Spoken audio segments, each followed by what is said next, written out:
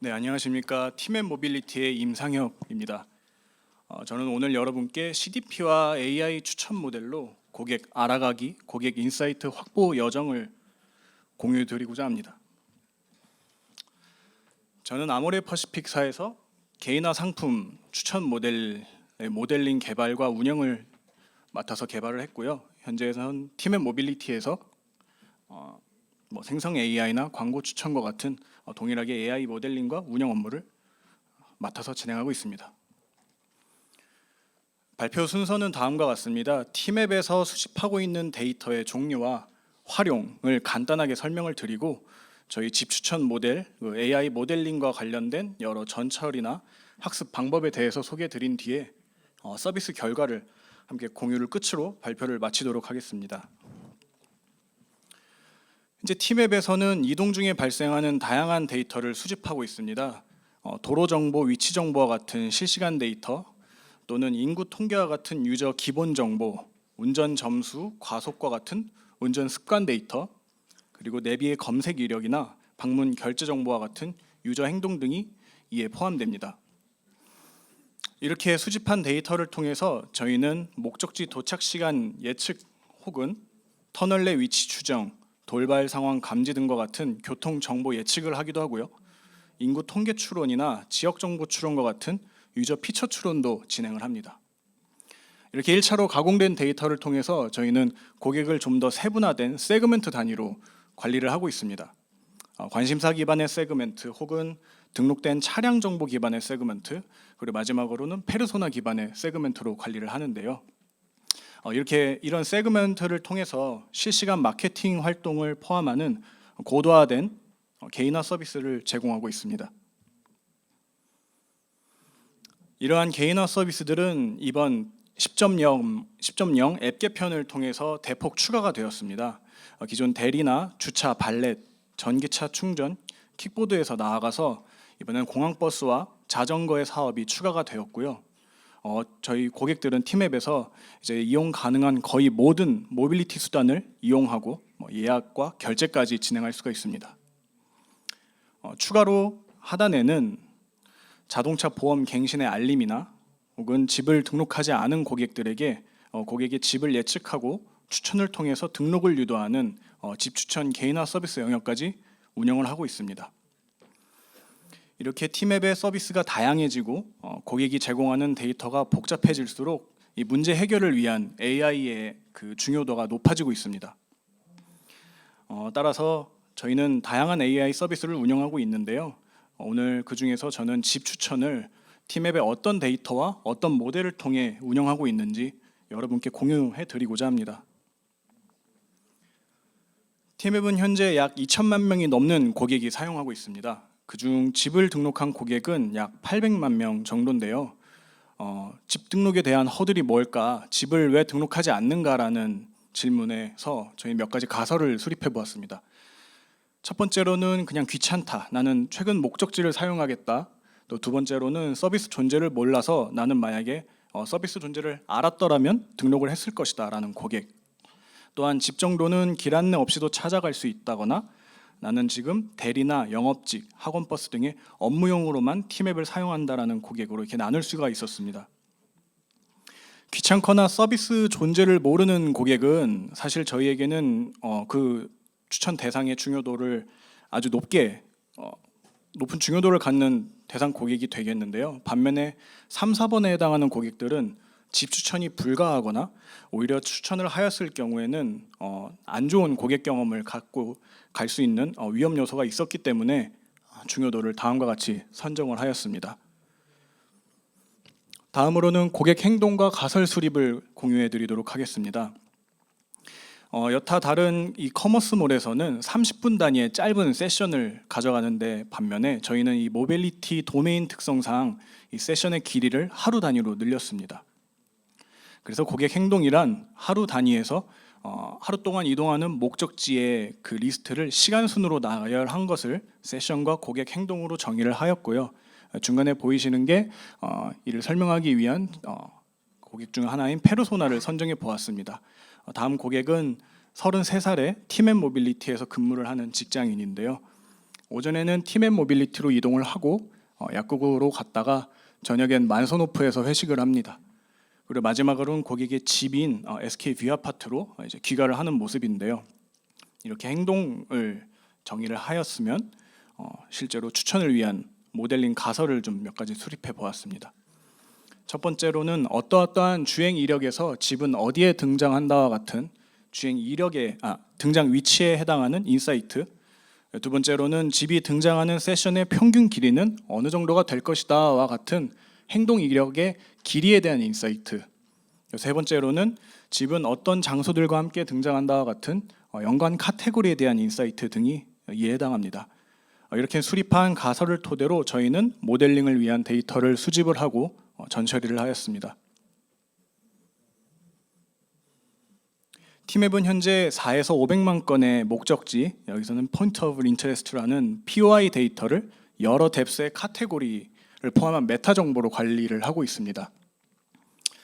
오른쪽에 보이시는 그래프는 실제 집으로 등록한 고객들, 집 등록한 고객들의 그 POI들의 레벨 3에 해당하는 카테고리 정보로 등록 건수로 정렬한 그래프입니다.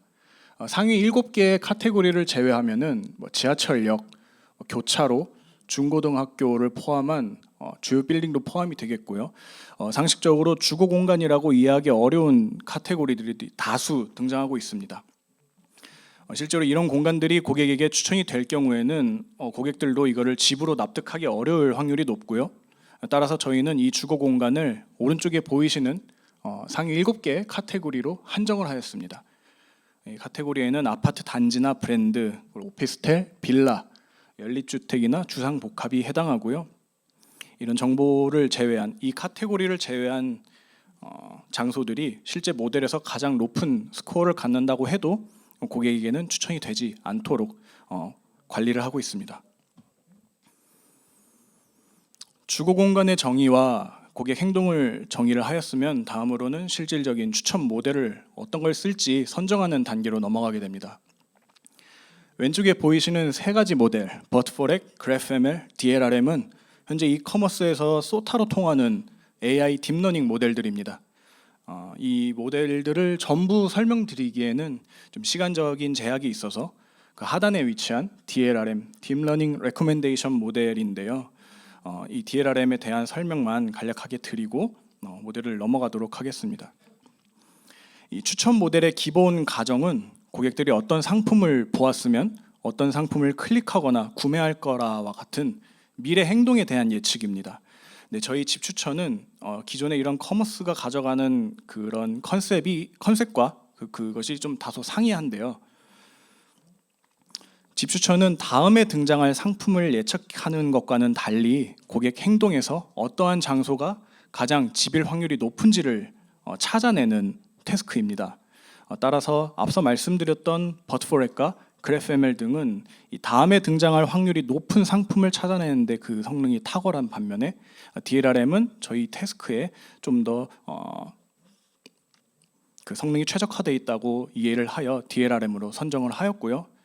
또한 저희는 고객의 메타 정보 그리고 여러 가지 행동 정보를 함께 모델이 입력할 수 있는 멀티 피처 모델이 필요하였는데요. 이 두 가지를 DLRM이 충족을 하고 있습니다. 피처 생성 과정의 일부를 말씀드리겠습니다. 앞서 말씀드린 집을 등록한 약 880만 명의 고객을 학습 데이터의 그 후보군으로 선정을 하였고요. 데이터의 최신성을 반영하기 위해서 최근 2주간의 행동 이력 그리고 데이터의 정합성을 반영하기 위해서 세션의 길이, 다시 말해 하루 동안 이동하는 목적지의 개수를 2에서 7로 한정하였습니다. 이 값을 넘어가는 데이터를 왜 쓰지 않냐라는 질문에는 앞서 말씀드린 것처럼 저희는 그 대리나 그 업무용으로 사용하는 고객을 저희에겐 낮은 중요도로 선정을 하였는데요. 이렇게 길이가 긴 고객 이력은 이런 업무용 행동 이력과 그것이 매우 흡사해졌기 때문에 그런 고객들의 행동을 저희 모델에 같이 학습시켰을 경우에 노이즈가 발생하고 모델의 정확도와 추천은 정확도를 떨어뜨렸기 때문에 다음과 같이 길이를 좀 제한을 하게 되었습니다. 다음으로는 세션의 기준 시간을 오전 12시에서 오전 2시 반으로 이제 재정의를 하였습니다. 세션 재정의에 대한 자세한 설명은 장표 오른쪽에 이제 나타나 있는데요. 위에 보이시는 게 앞서 말씀드린 저희 페르소나의 하루의 그 주행 이력입니다. 이 고객은 만선호프에서 회식을 하고 좀 다소 늦은 시각인 새벽 2시 15분에 SK 뷰아파트로 이제 귀가를 하는데요. 세션 기준을 12시로 그대로 가져갈 경우에는 밑에 보이시는 두 가지 잘못된 데이터로 모델이 이해를 하게 됩니다. 데이 1의 경우에는 만선호프가 그날의 마지막 행선지가 되고요. 또 데이 2는 실질적으로는 그날의 처음 이동하는 목적지가 회사인 팀앤 모빌리티가 아닌 본인의 집으로 모델이 이해를 하게 됩니다. 이렇게 잘못된 데이터가 생성이 되어서 모델의 학습을 할 경우엔 당연히 모델의 학습 지표도 떨어질 뿐만 아니라 실제 추천 결과도 안 좋게 되기 때문에 저희는 이런 시간에 기준 시간에 버퍼를 둠으로써 두세 시간의 버퍼를 둠으로써 데이터를 좀 보존하고자 하였습니다. DLRM 저희 집 추천 모델은 기본적으로 지도학습 모델입니다. 이 지도학습이란 데이터의 정답과 오답 셋이 같이 존재하는 건데요. 저희는 이 정답이란 것을 고객 행동 안에서 주거 공간이 등장을 하고 그 주거 공간이 실제 고객의 집일 경우를 정답이라고 얘기를 하고 있고요. 행동에서 주거 공간이 등장은 하지만 해당 주거 공간이 고객의 집이 아닐 경우에는 오답 데이터라고 마킹을 하였습니다. 결과적으로 약 60%의 정답 데이터와 14%의 오답 데이터를 확보하고 있습니다. 데이터는 그 특징을 기준으로 모델 안에서 덴스한 데이터와 스파스한 데이터로 구분이 됩니다. 이 덴스한 데이터라는 것은 데이터의 값이 그 대소 관계가 이제 명확한 것을 말하는데요. 예를 들자면 이 시퀀스의 길이가 길거나 짧다, 타겟의 위치가 앞에 있거나 뒤에 있다와 같이 값의 대소 관계를 모델이 직접적으로 이해할 수 있는 것을 덴스한 데이터라고 얘기합니다. 반면에 스파스한 데이터는 데이터의 값 자체가 모델에게는 크게 의미가 없는 것을 말하는데요. 예를 들자면 주거 공간의 등장 여부는 모델 안에서 0과 1로, 등장을 할 경우에는 1, 등장을 하지 않을 경우에는 0으로 변환이 되어 들어가는데 1이 0보다 크다는 게 모델에겐 지금 의미가 없는 상태입니다. 이러한 데이터들이 이제 스파스한 데이터라고 이해를 하고 있고요. 이러한 여러 피처를 어떠한 영역에 잘 집어넣는지도 사실 많은 실험이 필요한 영역입니다. 앞서 말씀드린 것처럼 T맵은 약 400만 건의 목적지를 가지고 있습니다. 이런 목적지들은 실시간으로 계속 업데이트가 되고 있고요. 모든 POI 목적지를 대상으로 모델을 학습할 경우에는 두 가지 제약점이 따릅니다. 첫 번째는 콜드 스타트 문제인데요. 이 콜드 스타트란 학습할 때 등장이 없는, 다시 말해 추론을 할 때 처음 등장하는 POI가 모델이 학습을 하지 못하기 때문에 실질적으로 들어온 데이터를 추천하지 못하는 문제를 얘기합니다. 또 두 번째로는 학습 비용 문제입니다. 400만 건의 모든 목적지, 상품으로 치면 상품이 될 수도 있겠죠. 이걸 모든 것을 학습한다는 것은 고성능 GPU 장비에서도 수많은 시간이 걸리고 비용도 상당한 비용도 투자가 돼야 됩니다. 따라서 저희는 이 두 가지 문제를 해칭하기 위해서 이 POI 레벨, 나이브하게 목적지 레벨에서 학습을 하는 것이 아닌 저희 T맵에서 관리하는 카테고리 레벨로 이 데이터를 변환을 해서 학습을 하고 있습니다. 자세한 예를 들면은 POI 레벨에서 두 번째 목적지로 나오고 있는 종로 약국은 T맵에서는 카테고리 레벨 2에 기타 의료 시설로 매핑이 되고요. 또 레벨 3에서는 약국으로 매핑이 됩니다. 이렇게 카테고리 레벨로 변환이 돼서 학습을 하게 된다면 실제로 목적지가 추가가 되어도 이러한 카테고리는 T맵 내부에서 관리하는 데이터이기 때문에 그 개수가 늘어나거나 줄어들지 않는다는 이점이 있어서 콜드 스타트 문제를 해결할 수가 있었고요. 또한 그 경우의 수가 400만 건에서 카테고리들의 조합인 약 10,000건 단위로 그 대폭 절감을 할 수가 있었기 때문에 GPU에서의 학습이 아닌 사실상 CPU에서도 모델이 학습할 수 있는 그런 비용적인 이점을 갖고 왔습니다. 저희 고객들은 결과적으로 하루 24시간 내 학습과 추론이 된 매일 업데이트되는 추천셋을 제공받을 수 있습니다. 모델의 학습 결과와 그리고 스코어를 어떻게 관리하는지를 공유해 드리도록 하겠습니다. 좌측에 보이시는 애큐레시란 실제 고객의 집을 우리 모델이 집이라고 말하는 그런 확률을 말하고 있는데요. 평균적으로 90% 이상, 최대 96%까지 확인한 정확도를 좀 가져가고 있습니다. 오른쪽에서는 실제 고객의 행동을 이 학습된 모델에 넣었을 때 각각의 장소가 얼마나 집일 확률이 높은지에 대한 스코어를 얘기해주고 있는데요.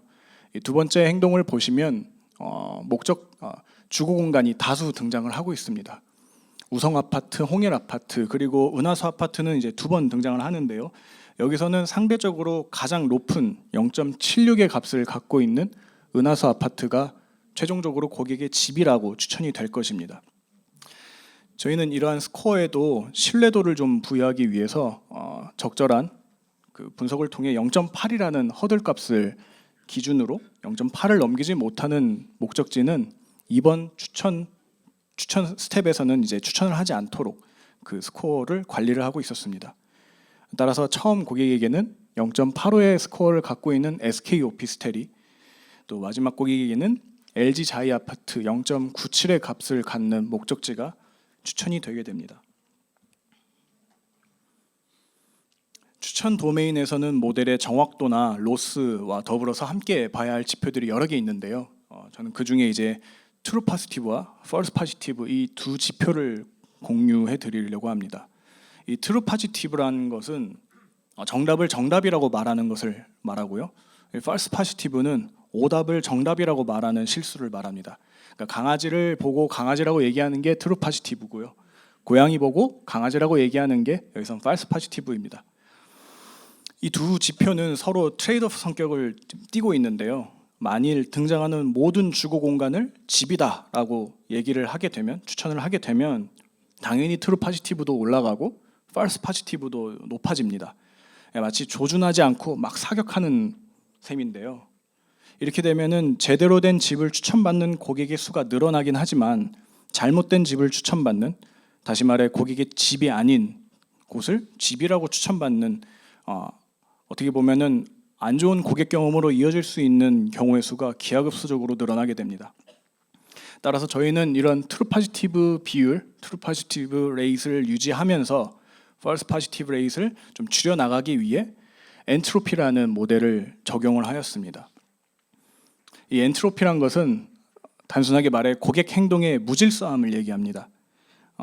집을 등록한 고객의 엔트로피가 잘 안 보이실 수 있지만 1.0 그 부근에 되게 집중되어 있는 반면에 추천 고객의 엔트로피, 다시 말해 집을 등록하지 않은 고객의 엔트로피는 그보다 작은 값인 0.5 미만에 많이 포진되어 있는 것을 보실 수가 있습니다. 이 집을 등록하지 않은 고객의 엔트로피를 실제 행동으로 가져와 보면은 어떤 고객은 이제 벽산 아파트에 갔다가 또 같은 벽산 아파트에 갔다가 아띠제 카페에 갔다가 다시 똑같은 벽산 아파트 2번 이동하는 행동을 보여주고 있는데요. 이 목적지의 개수는 길고, 그러니까 시퀀스의 길이는 길지만 그 안에서의 등장하는 장소들의 다양성이 많이 부족한 거를 말해주고 있습니다. 따라서 저희는 이 두 가지 행동을 비교해 봤을 때 집 등록한 고객과 등록하지 않은 고객들은 기본적으로 행동에서의 차이가 크구나라는 걸 확인할 수가 있었고, 이 엔트로피가 특정 범위를 벗어나는 집 등록 고객과 너무 다른 엔트로피를 갖고 있는 고객들은 일단 추천해서 제외를 하는 전략을 가져갔습니다. 다시 말해 여기서는 엔트로피 0.5 이하의 값을 갖는 고객은 추천해서 제외가 되고, 이런 전략을 통해 저희는 집이 아닌 장소를 집으로 추천하는 실수인 false positive를 줄여 나가고자 하였습니다. 네, 마지막으로 서비스 결과를 공유드리겠습니다. 저희는 앱 메인 하단 영역에서 자동차 보험 갱신을 알려준다든지 대리 쿠폰을 제공한다든지 아니면 집을 등록하지 않은 고객의 행동을 기반으로 집을 예측해서 집 등록을 이제 유발하는 제공하는 메시징 CTA라는 영역을 운영하고 있습니다. 이중 집 추천은 여기가 집이 맞나요라는 물음에 예 맞아요라고 응답하는 비율, 이걸 클릭 전환율인 CTR이라고 얘기를 하는데요. 이 CTR이 2에서 3%로 메인 페이지임을 감안했을 때 꽤 양호한 성적을 보이고 있습니다. 또한 반면에 여기가 집이 맞냐는 답에 물음에 아니오라고 응답하는 비율인 이탈률 또한 1% 미만으로 유지가 되고 있는데요. 아니요라고 이제 응답하는 그 동의가 여러 개일 수가 있겠죠. 실제 우리가 잘못된 장소를 추천했을 수도 있고, 아니면 특정 고객들은 티맵에게 본인의 정보를 제공하고 싶지 않기 때문에 아니오라는 것을 누를 수 있는 여러 케이스를 이제 복합적으로 고려해 봤을 때 1% 미만이란 값은 일단 기본적으로 모델의 false positive rate이 잘 관리되고 있다라고 저희는 해석하고 있습니다. 이렇게 앱 개편을 통해서 저희는 통합된 모빌리티 경험과 더불어서 좀 개인화된 서비스를 저희 고객들에게 경험을 제공하고 싶었습니다. 또 이를 통해서 사용성 개선과 더불어 기존에는 좀 다소 딱딱할 수 있었던 티맵의 브랜드 이미지를 좀 더 부드럽게 바꿔나가려고 노력 중에 있습니다. 네, 이상으로 발표를 마치겠습니다. 감사합니다.